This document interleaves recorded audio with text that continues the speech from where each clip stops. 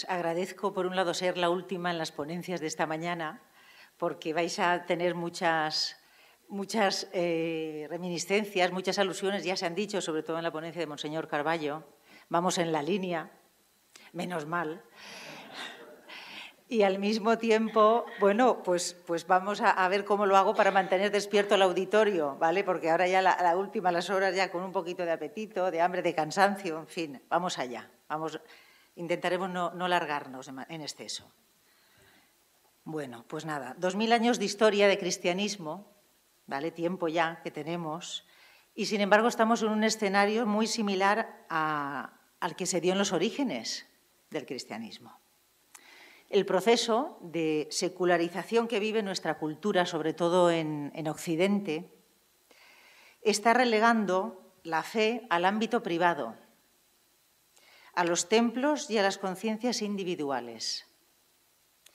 La Iglesia vivimos hoy una situación de minoría y diáspora, análoga a la que vivieron los primeros cristianos.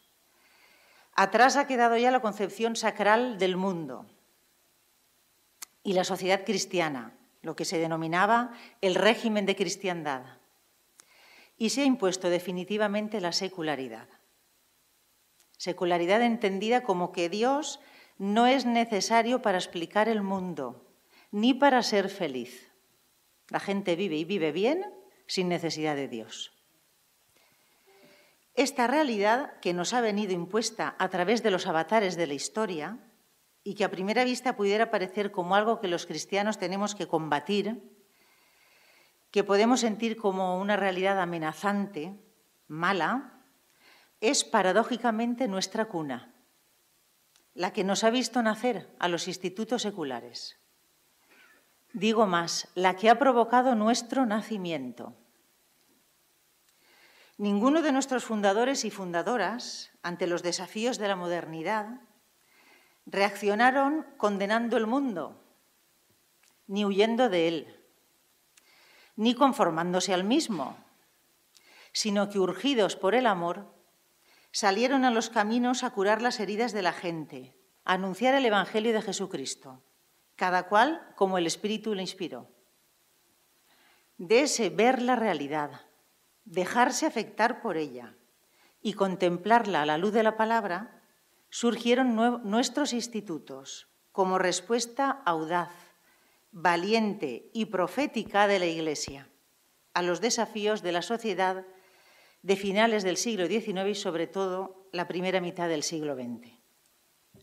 Ahora, pasados ya 75 años de nuestra aprobación oficial por la Iglesia, que hoy celebramos de manera formal, y en plena posmodernidad, cuando algunos de nuestros institutos ya tienen casi o más de 100 años de historia, habéis mencionado que estamos ya en una segunda etapa de consolidación, cuando estamos viviendo y sufriendo una reducción purificadora, no solo nosotros, sino a nivel de Iglesia, nos preguntamos de nuevo cuáles son los caminos de presente y de futuro por los que el Espíritu de Dios nos sigue conduciendo.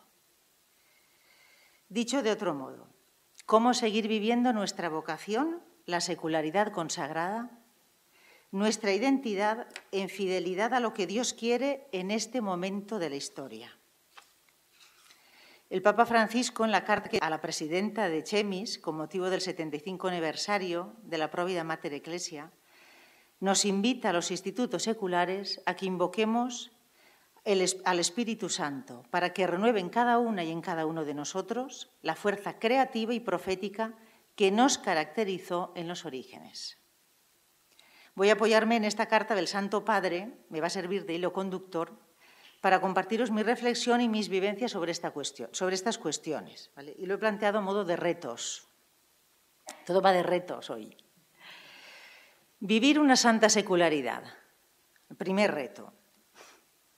También el Papa en su carta nos habla de desafíos y el primero que menciona tiene que ver con la síntesis secularidad-consagración. Síntesis todavía hoy revolucionaria y que solo la vivencia teologal de la misma, no su sola comprensión intelectual, la hace posible. Algo de esto hemos escuchado ya. Personalmente constato algunas resistencias en el seno de la Iglesia a admitir lo que significa esa síntesis y en lo que se concreta la secularidad consagrada. La síntesis de esas realidades aparentemente contradictorias. Mundo-Dios, profano-sagrado. También a nosotros y a nosotras nos resulta difícil de explicar y sobre todo de vivir. No en vano, San Pablo VI nos llamó alpinistas del espíritu. En la práctica tendemos a acentuar uno de los dos polos, influenciados por las circunstancias sociales y las líneas eclesiales de cada momento histórico. Somos así. En la época inmediatamente posterior al concilio, durante el pontificado de San Pablo VI, se acentuó la secularidad, de manera que se entendía como más secular el ejercicio de una profesión civil y, a ser posible, en el ámbito público, y como menos secular, trabajar en un proyecto del propio instituto o el cuidado de la espiritualidad y la relación con Dios. A partir de San Juan Pablo II se fue dando más importancia al otro polo, a la consagración, al cuidado de la práctica sacramental, a la profesión de los consejos evangélicos. Se empezó a hablar más de consagración secular, en detrimento de la expresión originaria secularidad consagrada. Matices, pero matices importantes. Creo que por este motivo el primer polo que aborda el Papa Francisco en su carta es la consagración. En ella, y ante el riesgo, cito palabras del Papa, ante el riesgo de asimilarnos a los religiosos, nos insta a vivir con radicalidad nuestra consagración bautismal, porque esta es la primera y más radical forma de consagración. Pone el acento en el bautismo, no tanto en los votos, animándonos a vivir una santa secularidad. Francisco, por encima de formas y tendencias, apunta a lo esencial, va al fondo. También lo hemos escuchado esto, aquí repetido. Que recreando con nuevo lenguaje la secularidad consagrada. Ahora nos habla de santa secularidad. Pero lo sorprendente es lo que acentúa de la santidad. Por santidad, dice el Papa, no se entiende tanto lo que es bueno o perfecto. Monseñor ya lo ha dicho también, lejos quedan los estados de perfección. Sino que por santidad se entiende lo que pertenece a Dios. Nos anima a vivir en este mundo perteneciendo a Cristo. Esta es la clave. Sin restar importancia a lo visible, es decir, a las formas, donde nos jugamos la identidad y, por tanto, la vida y la misión, es en el desde dónde hacemos lo que hacemos. ¿Desde dónde? Y ese desde dónde para nosotras, para nosotros, no puede ser otro que desde un corazón que pertenece a Jesús, que se sabe de él. Esta pertenencia seguro aparece en todos nuestros textos normativos. En mi instituto, el Instituto Secular Obreras de la Cruz, se expresa de esta manera: vivir de Cristo, de su pensamiento, doctrina, amor, vivir en Cristo, en su íntima compañía, en unión reparadora, en total y gozosa crucifixión, vivir para Cristo, para su gloria, para las almas. Lo que nos hace santas y nos permite perseverar no es nuestro empeño. Esto no es un tema de puños, de voluntarismo, de perfección. Es el amor a Jesús. Saber que nuestro corazón le pertenece a pesar de nuestras infidelidades. Recordemos la pregunta que Jesús le hace a Pedro después de su triple traición. ¿Me amas? Pero insisto, vivir esto no es lo mismo que saberlo. Se necesita tiempo, es un proceso. No tener miedo a vivir, de nuevo lo del miedo, y al mismo tiempo cuidar la pertenencia a Jesús. Segundo reto. Pasar de la religiosidad autorreferencial e ideológica a vivir de la fe en Cristo Jesús, a vueltas con las ideologías. Se nos plantea entonces otro reto urgente en nuestro mundo secularizado. ¿Cómo podemos ayudar a nuestros hermanos y hermanas, sobre todo en los procesos formativos iniciales? Y no solo, importancia de la formación permanente, a ir conociendo a Jesús para más amarlo y seguirlo. ¿Cómo evitar el riesgo que nos señala el Papa de vivir una religiosidad autorreferencial, desencarnada e indiferente? Y yo cito ahora con mis palabras, ¿cómo ayudar a que la ideología cristiana se convierta en fe, en adhesión a Cristo? Mirar, asimilar contenidos, imitar formas, cumplir ritos, hacer adeptos, siendo difícil, es relativamente fácil y rápido. Pero la ideología no salva. Nos salva la fe en una persona, en Jesús, el Cristo. Nos salva su misericordia, su amor incondicional. Solo Él es capaz de convertir el corazón, nuestro corazón de piedra, en un corazón de carne que se conmueve. Tenemos que recorrer el mismo camino que recorrieron los discípulos, que comenzaron a Jesús, acordémonos de los discípulos camino de Emaús, los que estaban ya de vuelta. Comenzaron a seguir a Jesús desde sus deseos y expectativas, nosotros esperábamos, y fueron convertidos a la fe a partir de la resurrección después de la crisis de la cruz. Hoy es necesario formarnos para acompañar procesos, para acompañar la vida de las personas. Necesitamos mucha paciencia y confianza en Dios y además renunciar a la tentación de lo cuantificable, ya lo hemos escuchado, de lo espectacular, de la inmediatez de los resultados. Se nos exige vivir de fe. Este mundo secularizado y no nos exige a nosotros vivir de fe. Solo así seremos creíbles. Tercer reto. Actualizar el carisma, nuestra razón de ser, diferenciándolo de las condiciones históricas cambiantes. ¿Os suena, no? El Papa dice, nos hace una advertencia en el fondo, más que decir, nos advierte, sois institutos, pero no os institucionalicéis. Y además lo pone entre admiraciones, como un grito.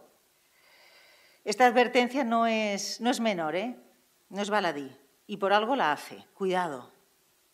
También Monseñor algo de esto nos ha dicho, bastante insistido en ello.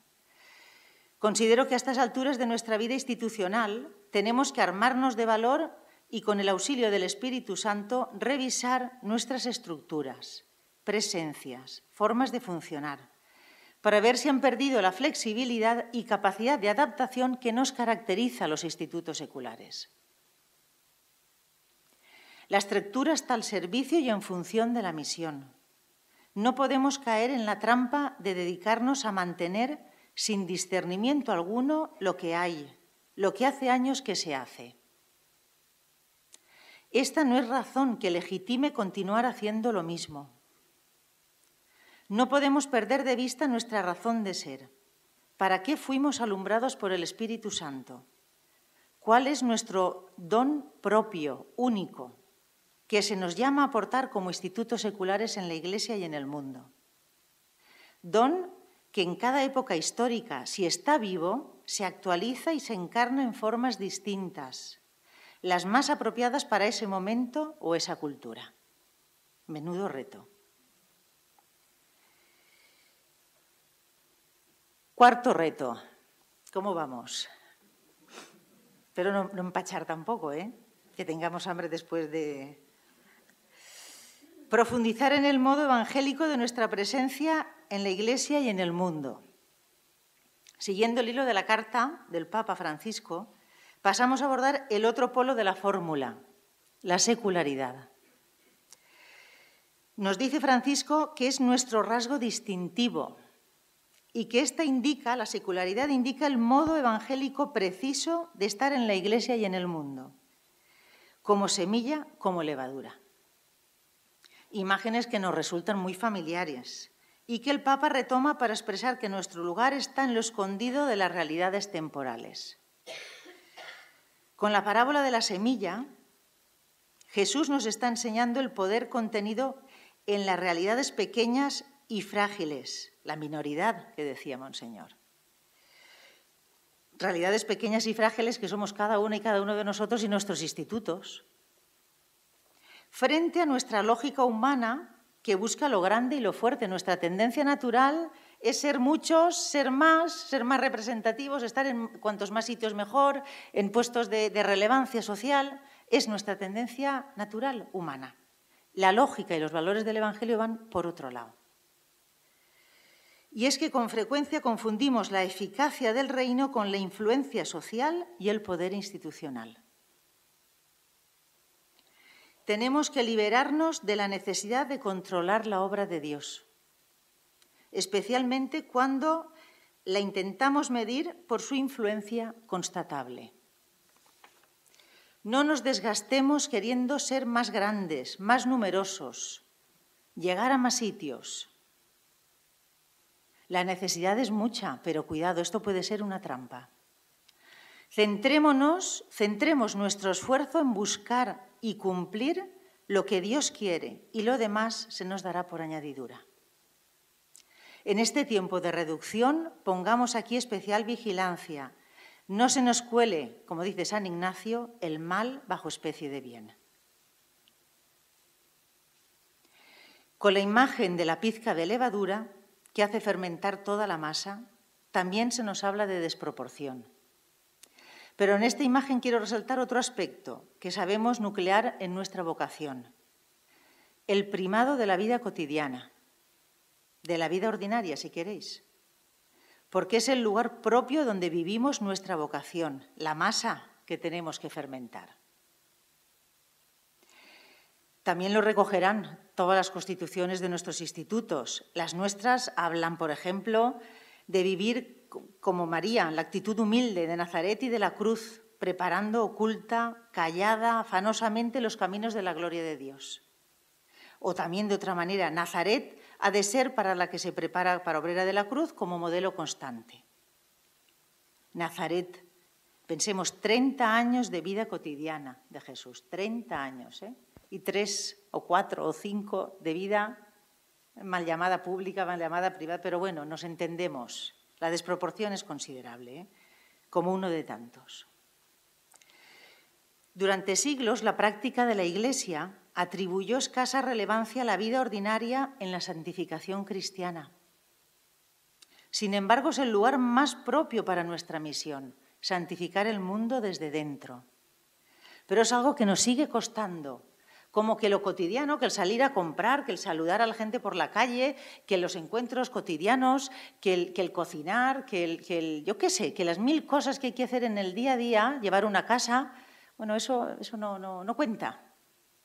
Hay que hacer, eso no es apostolado, eso hay que hacer, después de eso hay que hacer mucho más. Cuidado, y sobre todo las mujeres. La mirada creyente percibe al Espíritu de Dios no solo presente, sino también actuando en la realidad, en la historia de la humanidad, conduciéndola hacia el reino. Los miembros de los institutos seculares tenemos como carisma y misión poder ver y mostrar a Dios donde cuesta verlo de entrada. En esto consiste el discernimiento. Lo normal es que nos cueste dejar que la realidad sea lo que es. Tendemos a dulcificarla, a edulcorarla, a pintarla un poquito de rosa, a quitarle gris. Huimos de ella porque no sabemos qué hacer con el mal, no sabemos qué hacer con el sufrimiento humano. Nos cuesta ver a Dios ahí presente, en los infiernos de este mundo, en las sombras de nuestra humanidad. Pero si creemos que Dios se encarna en Jesús, si Jesús es el Hijo de Dios, entonces Dios se nos revela en lo humano, con sus luces y sus sombras. Y la vida, con su gozo y su dolor, es lugar de encuentro con Dios. Esta es la más profunda experiencia que se nos llama a vivir y a contar a los miembros de los institutos seculares. Cuando falta la vida teologal, vivir de fe, necesitamos bautizar la realidad, bautizar entre comillas, para poder percibir que Dios existe y está ahí presente. Nos ayudamos y hacen falta de signos externos, de formas, de ritos. Sin embargo, de la encarnación desbarata nuestros montajes espirituales. A más espiritualidad, más incorporación de la realidad. Esto es un termómetro que no falla, ¿eh? Nos podemos preguntar, ¿hasta qué punto puedo yo incorporar y vivir bien lo real, lo que se me impone? No lo que debería ser, sino lo que es. ¿Hasta qué punto yo eso lo integro?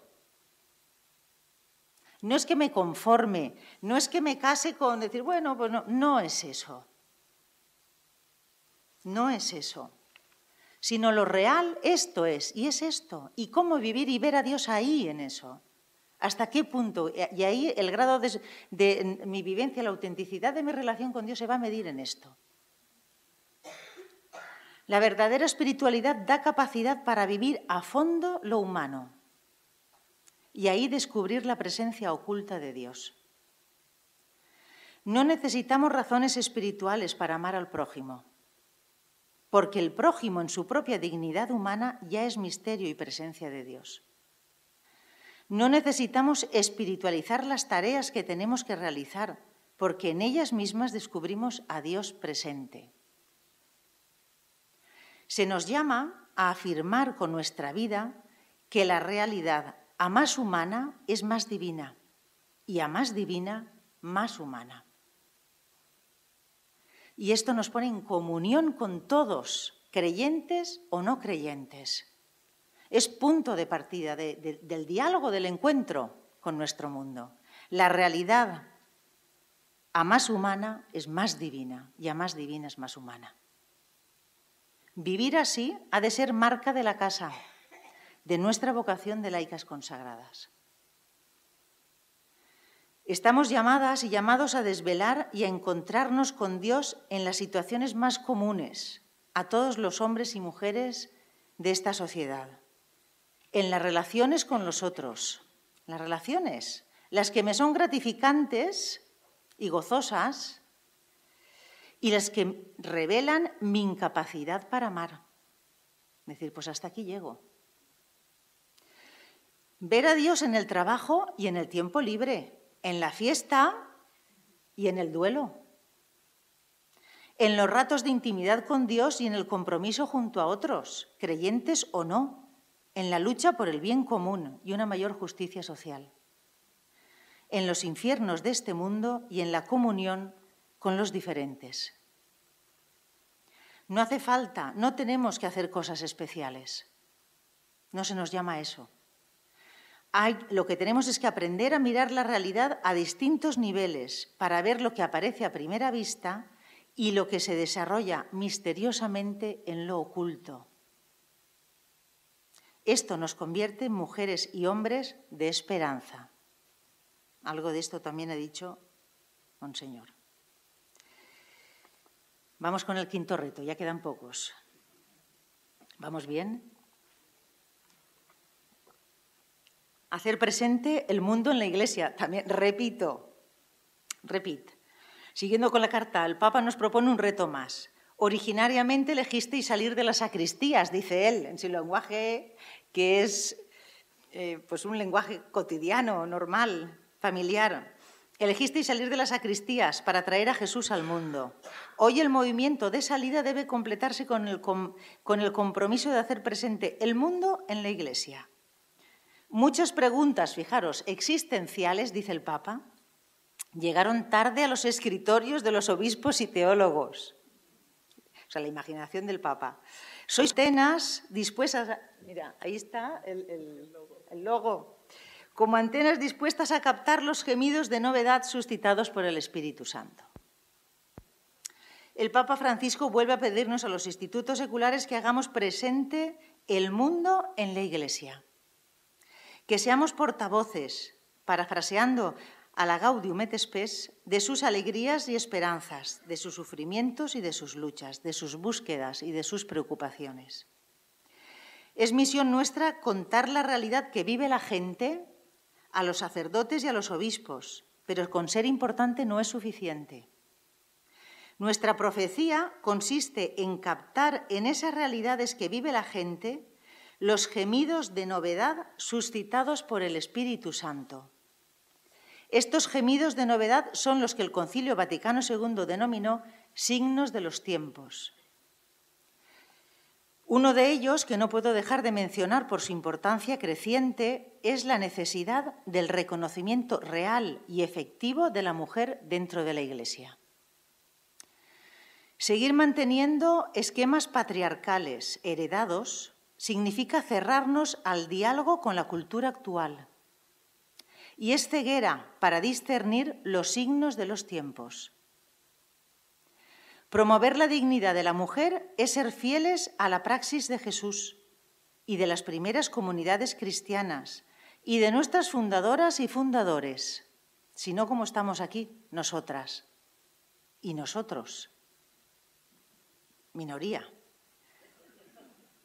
El clericalismo, mencionado ya, que me ha alegrado muchísimo, el clericalismo, todavía tan generalizado por desgracia en nuestra Iglesia, está suponiendo en la práctica la pérdida de la mujer. Perdimos al mundo obrero y ahora estamos perdiendo, si no ya hemos perdido prácticamente a la mujer en la Iglesia. ¿Cómo la Iglesia puede normalizar durante tantos siglos conductas y estructuras en clara contradicción con el Evangelio? Es un tema sangrante para la mayoría de nosotras. Dejemos de abordarlo ideológicamente unas y otros. Y miremos también esta realidad a la luz del Evangelio. El Papa Francisco está dando pasos decididos en esto. A veces a mí me da rabia, lo digo así, me da rabia que decimos, cuidado con la ideología, pero estamos pensando en la ideología feminista. Pero ¿y el machismo, señoras y señores? ¿Y la ideología machista? Pecado también. Terrible pecado. Y nadie menciona, o qué poca gente lo menciona como pecado de la Iglesia. Pecado nuestro también, ojo. Cuidado en esto. En este y en otros muchos temas, la capacidad de discernir por dónde anda Dios, qué es de Dios y qué no es lo que más abunda. Estamos pagando el precio de una formación demasiado ideologizada, que tiende a construir sistemas de pensamiento enfrentados, sean conservadores o progresistas. Si cultivamos el espíritu de discernimiento, seremos innovadoras, creativas, desde la misma tradición. Y viceversa, si discernimos los signos de los tiempos en profundidad, conectaremos con la identidad cristiana originaria. Nos hemos de formar, esto es un reto tremendo, como personas discernientes, se está repitiendo mucho esto en este foro, capaces de dialogar con todos desde nuestra identidad. No para quedar bien, sino porque creemos que Dios puede hablar por boca de los creyentes y los ateos, las feministas y las machistas, los jóvenes y los ancianos, los de derechas y los de izquierdas, los hombres y las mujeres.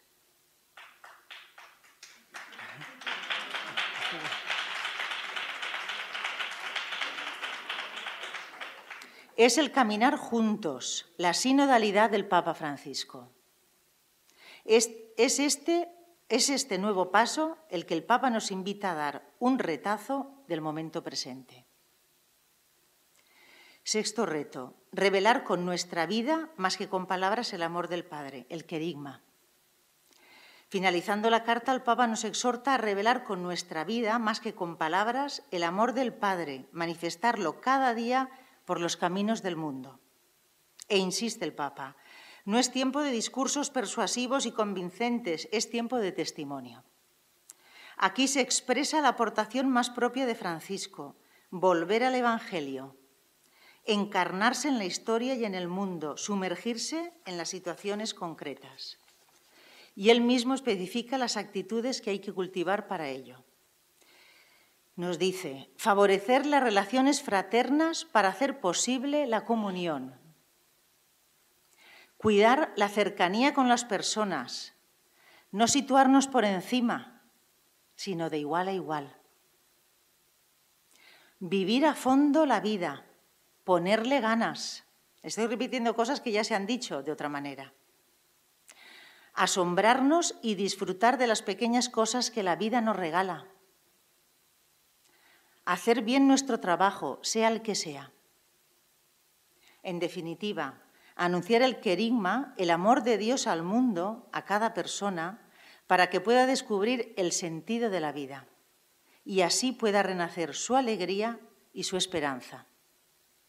Solo lo podremos hacer si fundamentamos nuestra propia vida en el amor con mayúsculas.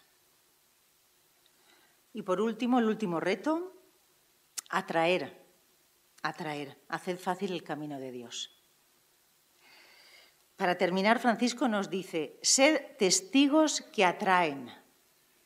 Que atraen. Ahí vendría lo de ya está bien de seguidores de Jesús con cara de funeral.